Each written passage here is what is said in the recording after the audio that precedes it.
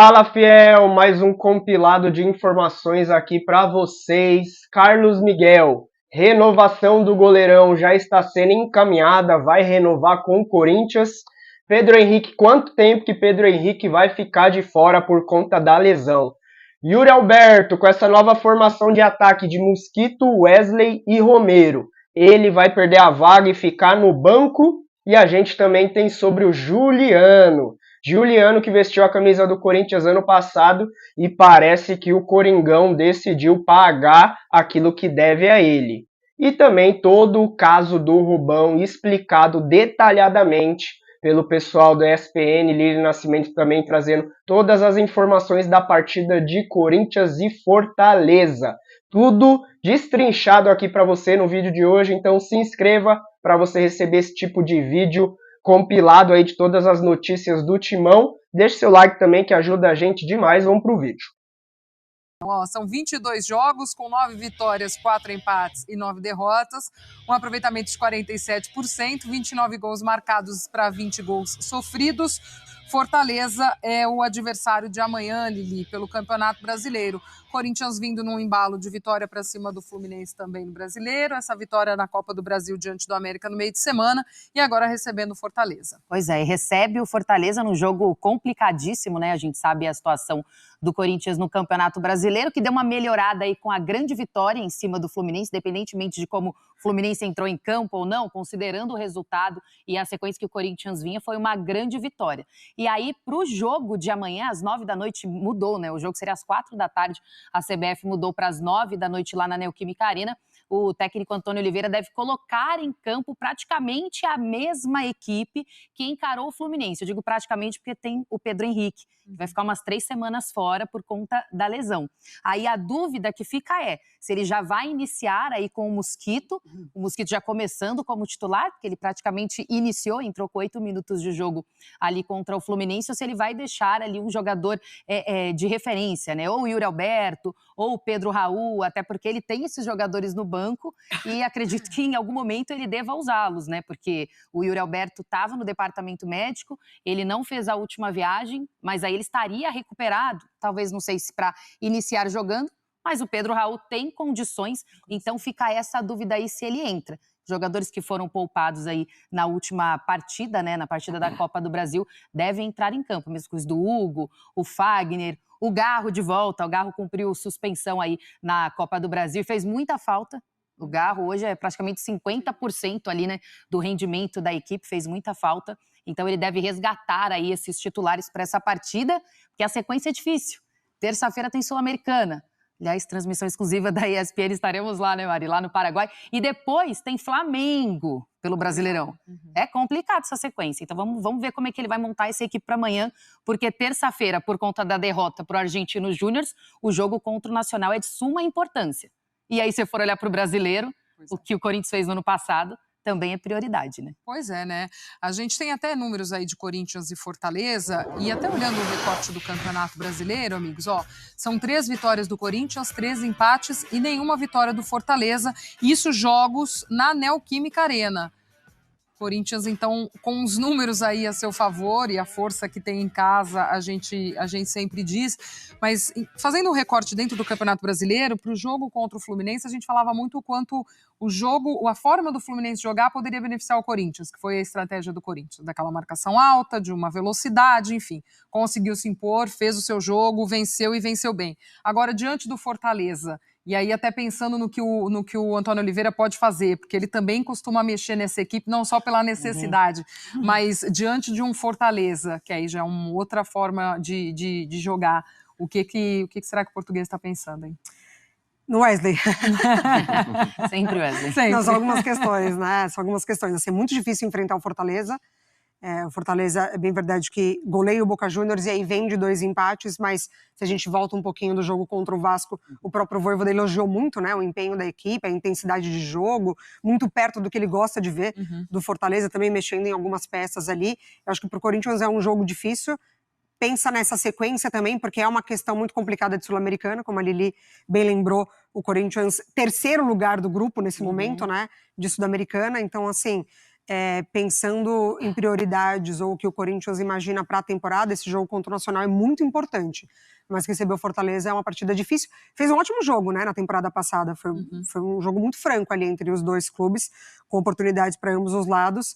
Mas eu acho que ele tem alguma certeza ali, eu brinco do Wesley, mas é um jogador que você tem que aproveitar muito o bom momento também, né, de confiança desse atleta, mas é um jogo difícil para o Corinthians. Acho que assim, hoje, se a gente avaliar Corinthians e Fortaleza, o Fortaleza é mais tímido que o Corinthians, o Fortaleza está mais bem montado, está mais bem estruturado, e acho que é normal que seja assim, pelo tempo de trabalho do seu técnico, pelo próprio trabalho de gestão do Fortaleza, e a gente falou há pouco da gestão do Corinthians, acho que é normal que seja assim, o que não significa de maneira alguma o Fortaleza ser favorito nessa partida, pela força que o Corinthians tem em casa, pelos números que a gente viu aí, e esses números envolvem vários jogos com esses jogadores que estarão em campo no final de semana, então eu acho que é um jogo que pelo fato de o Corinthians estar em casa, pela tradição que tem o Corinthians, e até mesmo pelos resultados recentes, eu digo mais resultados, porque não acho que o jogo contra o América tenha sido um grande jogo, da parte do Corinthians, acho até que foi um jogo muito bom, talvez o jogo mais legal dessa Copa do Brasil, foi um jogo muito bacana de assistir, mas claro, você está falando de um adversário de quarta divisão, o Corinthians venceu, acho que até mereceu vencer, mas são mundos completamente diferentes. De qualquer forma, é um Corinthians que vem de 2 vitórias, uma delas indiscutível contra o Fluminense, jogando bem, e eu fico com essa dúvida em relação ao ataque, porque eu acho que tem um ponto, eu entendo e acho que tudo bem, né, se o Antônio Oliveira achar que tem que ter de novo um ataque mais móvel, sem o cara de referência, faz sentido, ele tem que ter o direito de testar, não em 1 ou 2 partidas, mas em 3, 4, 5, 6, quantas ele achar necessário, para ter a certeza de, prefiro jogar com 9, prefiro jogar sem o 9, vai depender do adversário ou não. Agora, para o Romero, eu acho, não vou dizer uma injustiça, mas assim, o Romero é o cara que vinha sendo o grande nome do Corinthians, se destacando, jogando na dele, jogando mais aberto. Então eu acho que assim, na hora que ele opta por colocar o Romero ali como um falso 9, o Romero, no último jogo, por exemplo, não teve uma atuação do nível que ele vinha tendo. Mas tudo bem, eu acho que aí, assim, jogadores são constantemente sacrificados, né, em todos os times, a favor do esquema tático e tudo mais, e o Romero já se mostrou um cara que entende isso e que, se for necessário, acho que ele vai desempenhar essa função com boa vontade, o que não significa com a mesma qualidade que ele tem desempenhado pelo lado. E segue Carlos Miguel? Carlos, essa é a questão, porque o que eu consegui apurar lá é que eles querem dar uma sequência para o Carlos Miguel e que não foi nada forçado com o Cássio, tá?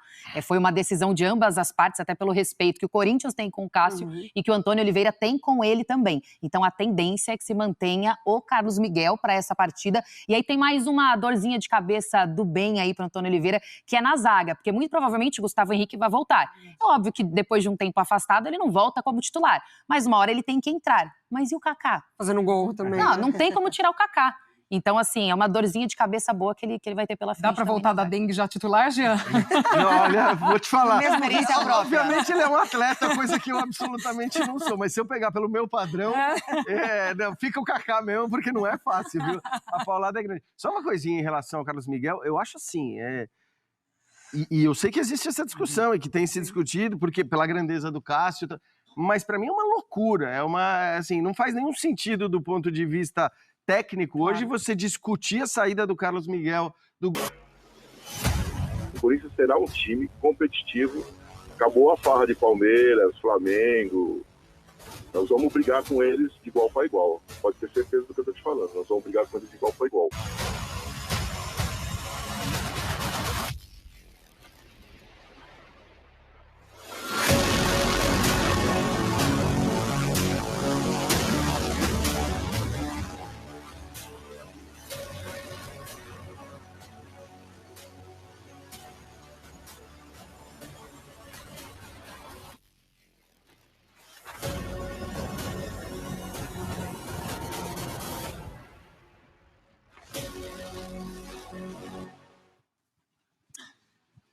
Bora, que lá no nosso site tem os bastidores desta situação da saída do Rubão do Corinthians. Bastante coisa explicadinha lá, apuração da Lili, de toda a nossa equipe aqui. Você pode conferir no espn.com.br. Mas a Lili está aqui conosco também para falar mais desta apuração, desses bastidores do Corinthians, desta saída também do Rubão. Tudo bem, Lili? Seja bem-vinda. Um beijo para você. Tudo bem, Glaucia? Um beijo para você, ao Jean, a Mari, ao fã de esportes, né? Estou aqui do estúdio hoje, não lá do CT. Tem muita coisa de bastidores, como você falou, essa matéria que foi publicada hoje no nosso site, no espn.com, fala muito sobre a saída e o que teria motivado a saída do Rubão lá do Corinthians. O Rubão que até então era o braço direito e esquerdo do Augusto Melo, né? Durante a campanha, tem algo até curioso, que quando eu estive lá no dia da eleição, me apresentaram o Rubão como assim, Lili, ó, esse é o cara que foi o responsável por toda a campanha, o braço direito, o homem de confiança do Augusto Melo. Então, assim, pode conversar com ele, informações com ele, tranquilo.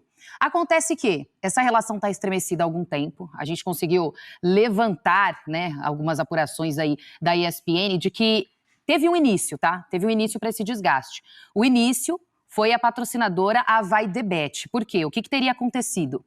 O que eu apurei é que para o diretor de futebol e para outras pessoas ali do clube, o que chegou primeiro? Que esse contrato com a Avaidebet e o Corinthians, ele foi feito direto, sem ninguém intermediar. Então, somente o Corinthians e a Avaidebet. Depois, quando algumas pessoas lá dentro tiveram acesso ao contrato, entre elas o Rubão, até então diretor de futebol, ele viu que existia ali um intermediário, uma empresa. Então, ele foi questionar, tá? Isso tudo eu consegui apurar com pessoas dali, do meio deles, que ele foi questionar. O Augusto não gostou de ser questionado, se sentiu até ofendido, né? Pô, tá duvidando de mim? Ali já começou a estremecer. E aí o que a gente colocou no site hoje é uma notícia nova que aconteceu depois que a relação já estava estremecida.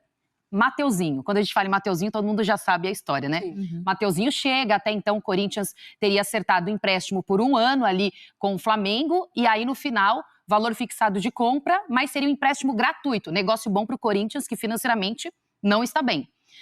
Mateuzinho chega no CT, treina no CT e um dia antes da estreia no Campeonato Paulista, naquele treino aberto lá no Parque São Jorge, e aí depois ele volta para o Flamengo. Aí todo mundo começou a apontar lá para o Rubão, fez besteira, não conversou direito, enfim. O que eu consegui apurar também? Que aí houve mais um desgaste entre eles. O quê? O Rubão até então, ele teria intermediado esse empréstimo gratuito aí, durante 1 ano e no final valor fixado de compra. Só que aí depois ele foi informado de que teria surgido um intermediário para a compra do Mateuzinho. Um intermediário que seria um empresário do sul do Brasil e que esse intermediário surgiu, segundo essa fonte que eu ouvi, do nada, apareceu no negócio e aí tudo mudou. Valor de passe fixado mudou, aumentou, aí o Corinthians precisou fazer a compra do Mateuzinho e aí o Rubão teria sido colocado de lado nesse momento e quem retomou as negociações foi o Fabinho Soldado, que chegou depois, ele retomou negociações de outros jogadores também que o Rubão fez a ponte, então o Rubão foi tirado aí dessa negociação, assim como de outras, até porque já tinha o Fabinho Soldado, já tinha quem cuidasse disso. Mas essa questão de surgir esse nome, né, esse empresário aí que veio para intermediar... E mudou todo o negócio, né? Todo o negócio. Era um empréstimo sem valor nenhum e no final o valor fixado de compra. Aí o Corinthians agora compra o Mateuzinho, 60% dos direitos econômicos, por 4 euros. Então essa teria sido mais uma situação que desgastou a relação dos dois, entre outras que aconteceram enquanto ele esteve ali como diretor de futebol do Corinthians. E aí, Glaucia, se você me permite, claro. Ontem o Corinthians fez o lançamento da nova camisa. Uhum. E é claro que os jornalistas estavam lá presentes, iriam perguntar para o Augusto Melo sobre essa situação, tá? E aí foi perguntado. Vamos ver o que ele respondeu. Bora. É igual um casamento, tem hora que se não dá certo, acho que a gente tem que cada um seguir o seu rumo e tudo em prol do Corinthians, tudo pro bem do Corinthians e a tendência é cada vez mais crescer. Responsável, você acumularia essa função também, presidente? Não, hoje, ao contrário, eu tenho um executivo de futebol muito competente que está fazendo um excelente trabalho e tem o Fernando Alba também, que é um adjunto que também está engajado na formação de tudo e eu estou bem tranquilo e eu fico na parte também mais comercial. 4 meses de um trabalho fantástico, que possa ser que muita gente lá fora não tá entendendo, não está percebendo. Mas nós estamos aqui trabalhando dia e noite para que a gente possa tirar o Corinthians dessa situação. E não é em 4 meses que vai se resolver problemas de décadas. Nós estamos aí com um grupo, uma diretoria fantástica, todo mundo engajado e uma condição só, de fazer o Corinthians mais forte. Então, assim, é o casamento que não deu certo, mas que foi bem conturbado, se olhar para o cenário dos dois. Só para complementar, a gente entrou em contato com a assessoria do clube, pedindo um posicionamento, né, não só em relação à questão da Vaidbet, mas principalmente do contrato do Mateuzinho. A gente sabe que o contrato muitas vezes é sigiloso, mas a gente gostaria de saber se realmente apareceu esse intermediário, como é que foi, porque até o início seria só empréstimo. A gente está aguardando, assim que o Corinthians se posicionar, a gente atualiza a nota que está no ESPN.com.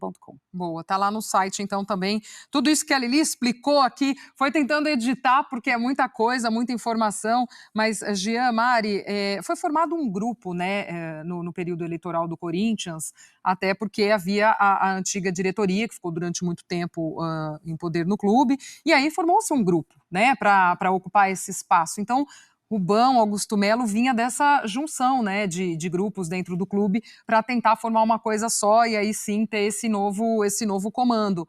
Mas aí depois, quando se assume o clube, as coisas são diferentes, né? As relações, as posturas, as correntes dentro de cada coisa. Eu acho que isso também foi algo que pegou, foi naquele momento para se lançar a candidatura, né? Formou-se esse grupo e aí depois, no dia a dia, é bem diferente, né? Bem diferente. E assim, na ideia de profissionalizar uma gestão, bem distante, né? E a gente vê isso acontecer desde o começo ali, né? Dessa nova gestão. É claro que é importante pontuar que problemas da gestão anterior, que ficou durante muito tempo também, vira o ano e eles continuam, mas quando o Augusto ele fala sobre... qual foi a frase que ele usou? Fantástico?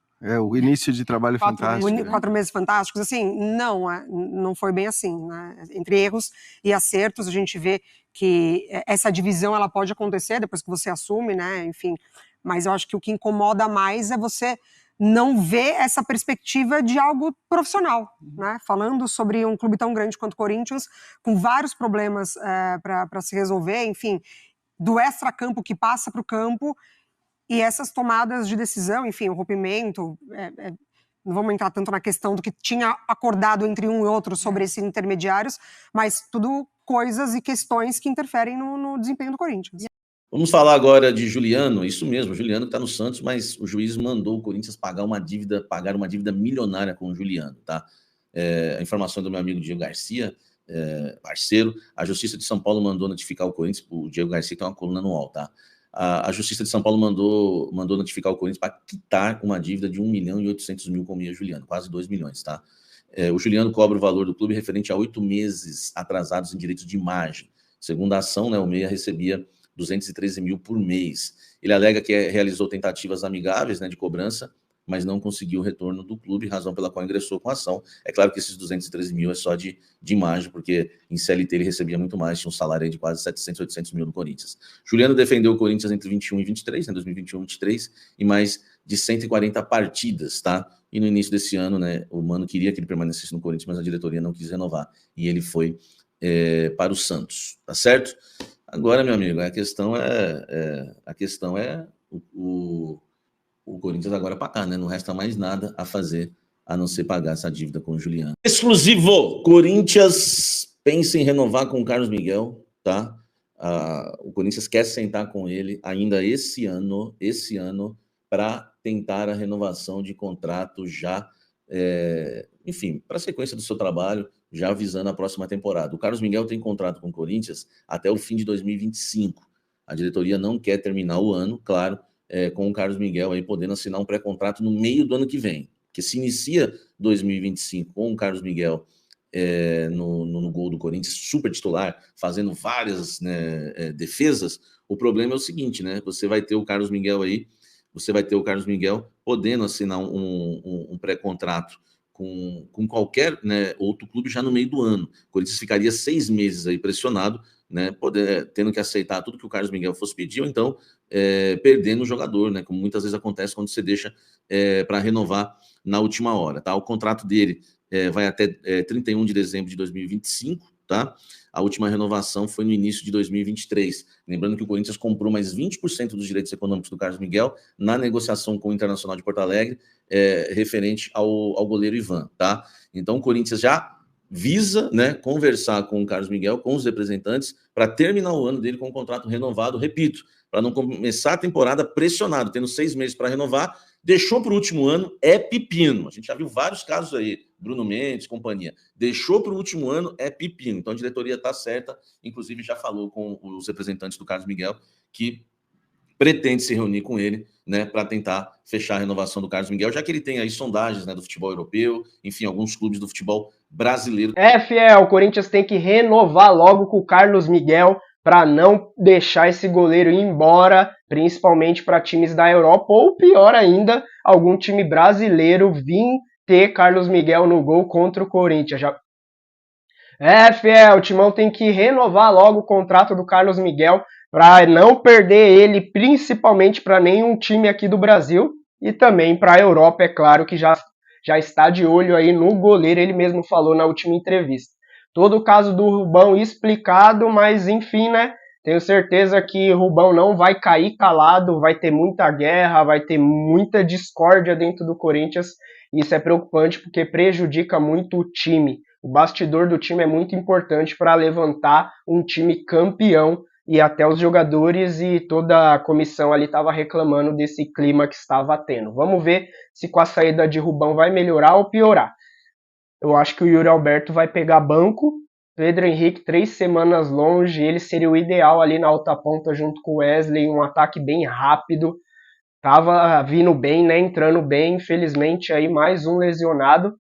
Coronado e Gustavo Henrique devem estar disponíveis, mas provavelmente no banco, dificilmente o Kaká sai. Talvez o Gustavo Henrique pegue o lugar do Félix Torre, vamos ver, jogador de seleção no banco. E Juliano recebendo aí, cobrando o Corinthians e parece que o presidente mandou pagar. Tudo aqui do Coringão e outros vídeos, se inscreva, deixe seu like, até o próximo vídeo, valeu!